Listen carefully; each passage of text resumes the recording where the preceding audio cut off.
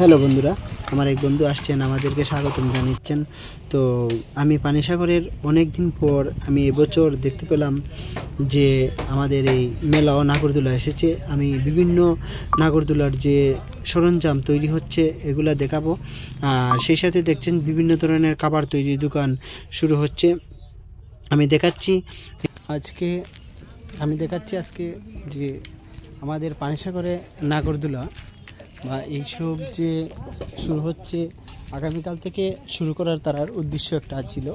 তো এখনও set up করা হচ্ছে না সঠিকভাবে।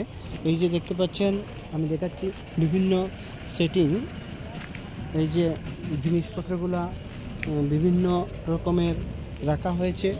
তো এইগুলা সেটিং করা অনেকটা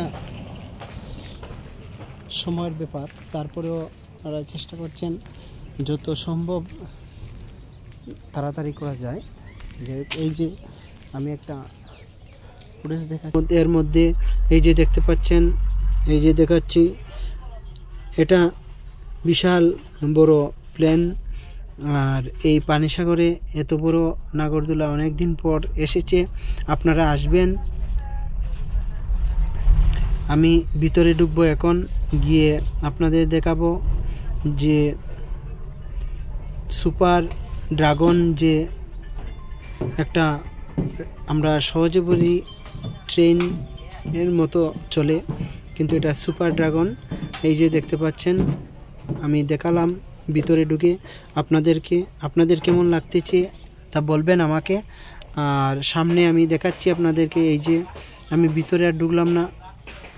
আর এই যে দেখতে পাচ্ছেন, এখানে বিভিন্ন ধরনের যে